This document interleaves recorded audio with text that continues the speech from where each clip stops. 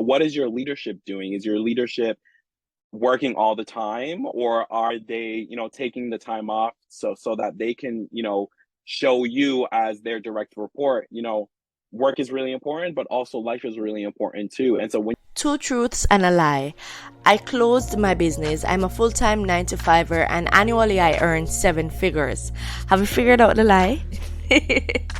Well, throughout my career journey, I've received so much advice. Some of it makes sense, but some of it is garbage. And I've learned in my journey how important it is to have this superpower, being career smart, so that I can draw closer to my professional goals uninhibited by other people's vision of me. If you want to nurture that superpower inside of you, come reason with Ash about being career smart. What's your superpower? Being career smart. Welcome to this video, the first video in this series. And while scripting this episode, a conversation that I had with my former sociology teacher came to mind. Well, he was speaking to the class. He told us that he keeps an empty box in the trunk of his car, and that was strange. I mean, we said, "Sir, why do you keep an empty box in your car?" He said, "Well, I know my worth. So whenever the person who hires me forgets it, I leave. I fill that box and I leave." At that time, we laughed because we were like, oh my gosh, this man is just something else. But it reinforced in my mind, especially now that as job candidates, we often believe that because we take so long sometimes, because the process can be so grilling, we must accept any job offer that is placed in front of us. No, it's still a decision. And to help us to make that decision, an appropriate decision for ourselves, and that's in line with our career goals, I've of course brought in a subject matter expert. He is none other than Joshua Cruz, and he's a writer, motivational dancer, and speaker, and importantly, a recruiter. Now, as a recruiter, Joshua uses his career expertise paired with his personal experiences as a gay Afro-Latino man in America to create opportunities for individuals who are often looked over based on things such as race, gender, and identity. He says he has a powerful pen, a powerful voice, and a powerful heart. And I don't know if you're familiar with his LinkedIn profile, but Joshua Cruz is one of my his LinkedIn profiles are one of my favorites because there's always something to learn there, and some video that will keep you entertained while learning. So let's talk about how to decide whether to accept or reject a job offer. Over to you, Joshua. Why do you like dancing? Well, surprisingly, not many people really know this about me, but I used to be a professional dancer when I was younger. Before I joined like the corporate world and got into recruitment, I traveled as a dancer. But the reason why I really love dancing is because of the physical aspect. It was definitely a huge stress reliever for me. Just moving my body, being able to stretch, being able to sweat, all of that is good for your body, obviously physically. But a huge thing for me was being able to express myself through dance. And so, I've done tons of different dancing, from choreographing to freestyle. And my favorite is freestyling, which is, your own personal expression through dance. And so you can move your body however you want. And for me, that's so powerful because you're in full control of the way that your body is moving and how you want to express whatever emotion that you're actually feeling. So that's why I really love dancing, and why I've really included it in my, content creation and the way that I express myself, for example, on a platform like LinkedIn. I've never seen a dancing recruiter, and I must say you have some wicked moves. Thank you. I appreciate that. Is there a specific genre of music that you like to dance to? I like all types of music, but I would say probably mostly hip hop. And I also like, music from my culture. So, um, a lot of what I've been listening to lately has been like bachata, merengue, salsa. Just kind of getting into my roots. I'm really trying to find my way back to leading more into my culture. So I'm Black and Puerto Rican. And so I've really been feeling my hip movement, when I'm listening to music that is part of my culture. So that's what I've been listening to a lot lately. But when it comes to freestyling, I definitely listen to a lot of hip hop for sure. I saw that. I know that you have what it's Latino background. Yes, Yes. yeah. I really appreciate the diversity in your content because you Thank not you. only um well showcase your dance moves, you are also a recruiter and you do speak hmm about matters having to do with employment conversation. Of course, we're going to be talking a little bit about that, hmm specifically how to prepare, how to decide on rejecting or accepting a job offer. All hmm right. So, you know that the job market right now is very competitive. hmm Um, why would a candidate, well, actually reject a job offer? Why would they decide to reject a job offer? Yeah, I mean, when I think about this question, there's a few things that come to mind. The first thing, which is really important for me, is like I think a candidate would definitely reject a job if the culture and values weren't aligned with what they believed in.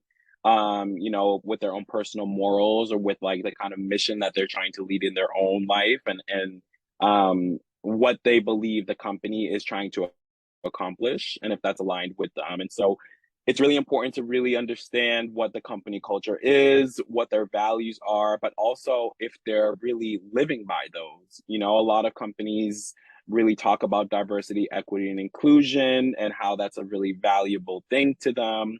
But, you see the way in which they lead, their teams and how they talk about different marginalized communities. And you come to discover that, it's really all performative, which is an unfortunate, thing that happens a lot with companies these days. So I would definitely say that's a huge, like, top, reason people don't accept job offers because it's not aligned with who they are. And then there's also, for example, if you have two or three offers on the table, one company might be offering you a more competitive salary. And so you have to kind of understand what is it that you want to get from the company. Do you want to earn more money? Do you want to grow more? And so if a company has more opportunity to make more money, as well as maybe the opportunity to grow within your own role, you may find that that company's offer is much better than this company's offer. And that could be a reason for you wanting to not accept, the initial offer that you got first. That's a huge thing. And then another thing personally for me, and I think for a lot of people, especially part of underrepresented groups or marginalized communities, is, how does the company protect the safety of marginalized communities? And, are they making a commitment to actually live by the policies that they have put in place to protect people of these communities? Again, there's many companies that say that they have these policies in place, but they don't really live by them. And things happen time and time over and over again. And you just find that you have a list of complaints that are not being met or are not being talked about.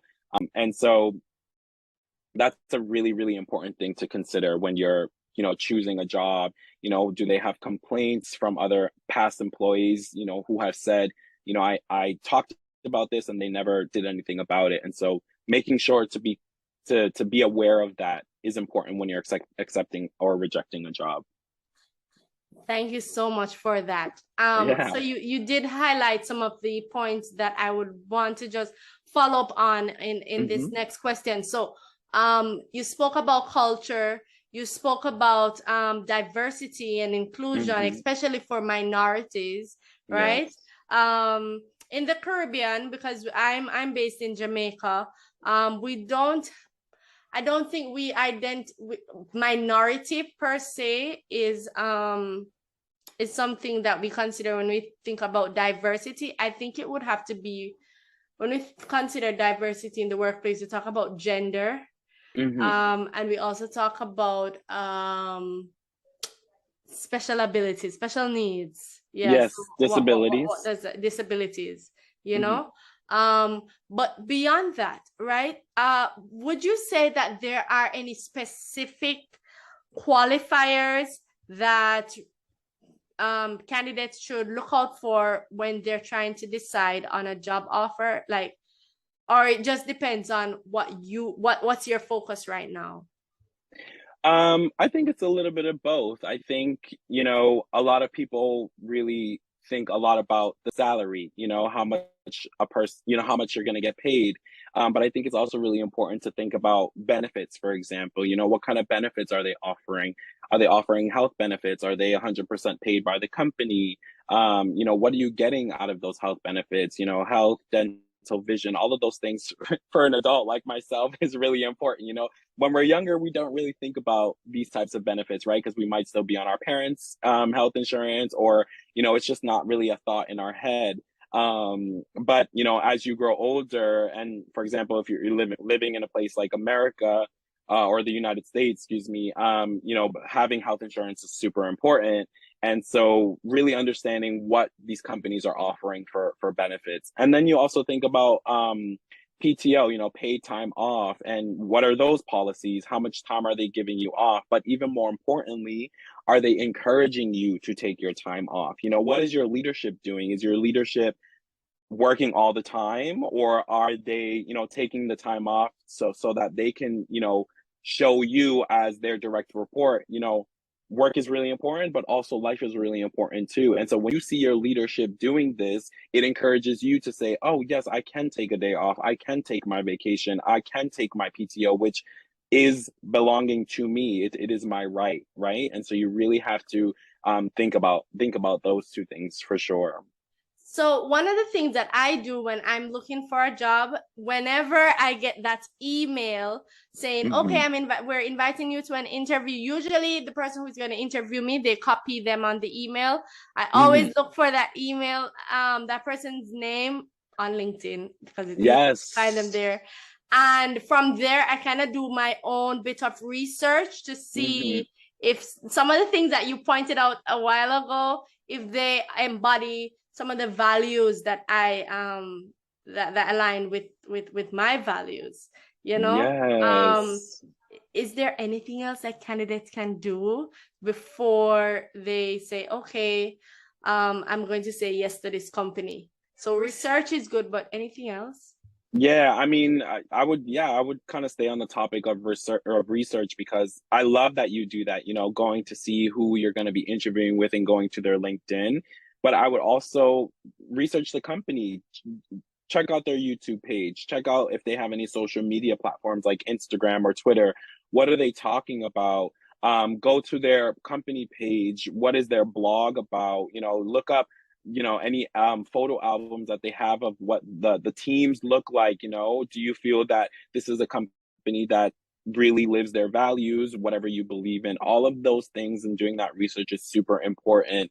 And then, I don't know if you know of the website, which you probably do, but there's a website called Glassdoor that, past employees can go and check out what other people have said about what it's like working at these companies. So that's a huge, huge important thing that you can do to really have an understanding of the way that a company works, because past employees are going to write their opinions about what their experience was like working at this company, and that can give you a really great insight into what the culture is like, with many different things, their values alignment, their mission, the way they treat the employees, about their PTO, about benefits, all of that. So that's definitely a good way for you to really understand if, making the decision to take this job is the right one.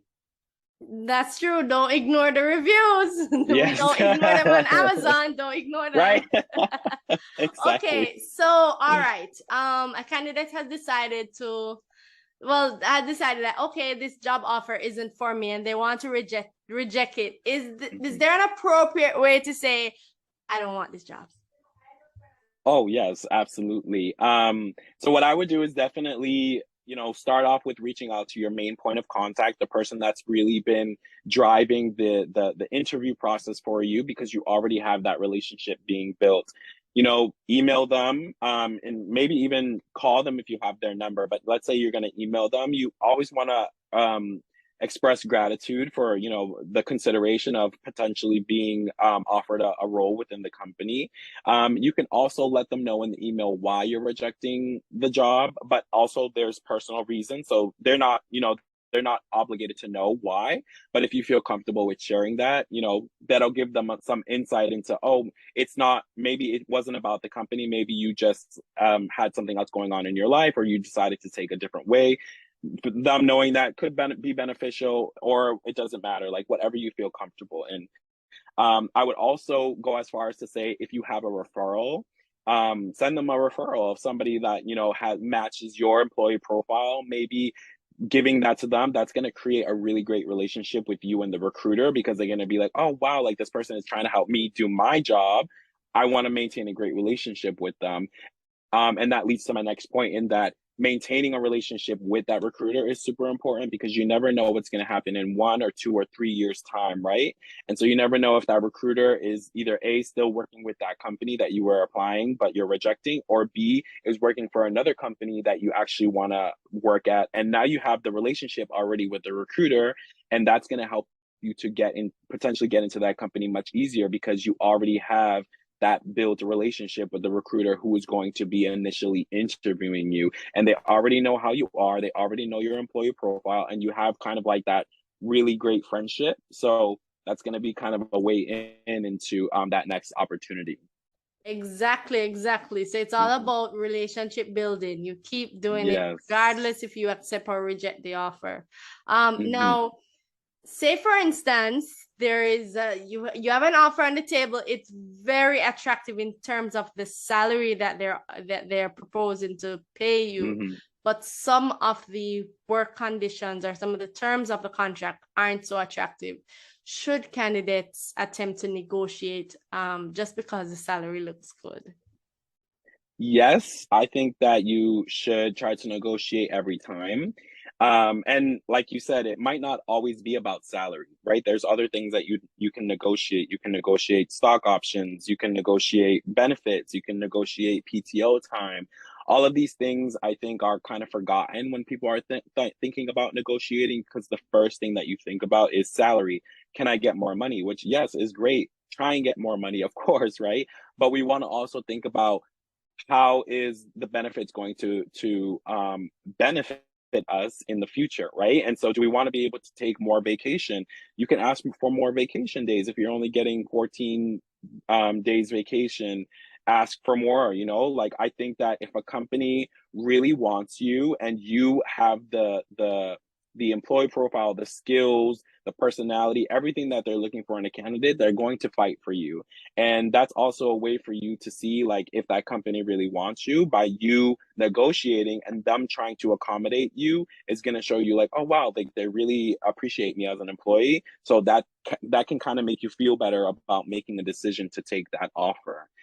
So yeah, I would definitely say try and negotiate. Just because you may not get the amount of money that you wanted, you might get closer to the goal. And that's what the goal is, right? Sometimes if we just kind of like hypothetically speaking, if a company offers you 150K but you want 200K instead, they might meet you in the middle and give you 175 or 180. And I think that's a really great start, and at least you got closer to your goal. And now every time you get a new job, you're going to be at starting at 180K, and you're that much closer to 200K and above. So yes, definitely negotiate. If you're not a great negotiator, there's definitely a lot of people out there that can help you to understand how to negotiate. And yeah, just ask for help, ask for people's opinions on how to do that. Read some books. You can never go too far with the research. Research is super important. So I know that job searching is very, very difficult and Mm, exhausting, and can be mentally draining for a lot of yes. candidates. Hmm. What are some good dance moves to just relieve the stress? Like, what do you do? If after Yes. like a long day of Hmm. revising resumes, um responding to interview requests, Hmm. any suggestions? Yes. You are so right. Looking for a job is a job, one that you're not getting paid for, right? And so it can be very stressful. You can feel so many different emotions because of rejection or even excitement. I don't know if you saw my viral TikTok resume video, but when that happened to me, I actually got very, very overwhelmed with all of the opportunities that were coming to me. And I'm so privileged to say that there's so many people out there that are still looking for jobs that don't have anybody reaching out to them. And so I am privileged to say that I was very overwhelmed with the opportunities that came to me after that. But even then, I was like, oh wow, like there's so many people reaching out to me. And now I have to really sit down and think about what it is that I want out of my next job, because I have an opportunity now to choose. I'm not just applying to whatever and hoping that I get a job. Now I have the opportunity to say, all of these companies are coming to me. And so now I have to really understand what it is that I want, so that I'm not just saying yes to everything, because that's also stressful too. Interviewing is stressful. Interviewing is exhausting. You're talking, you're thinking so much. You have to, sometimes you have to just put on this like, okay, I'm happy and I'm ready, when you're really not, like you just did two other interviews that didn't go too well. And so now you're in your third interview and you have to put on the space of like, yes, I really want this job and I'm gonna smile. But internally you're like, oh my God, I'm so freaking pissed. And I'm like, I just want to lay down and cry. And so definitely things that I would suggest to do. What I do is I live right by a park. I go take a walk in nature. I look at the trees. I breathe the fresh air. I listen to music. So lately, I've been listening to Beyonce's new album, which is really empowering, right? And so I just walk around the park and I sing, because it makes me feel really good. Of course, as you've seen, I dance. That's something that I'm very passionate about, and it brings me so much joy.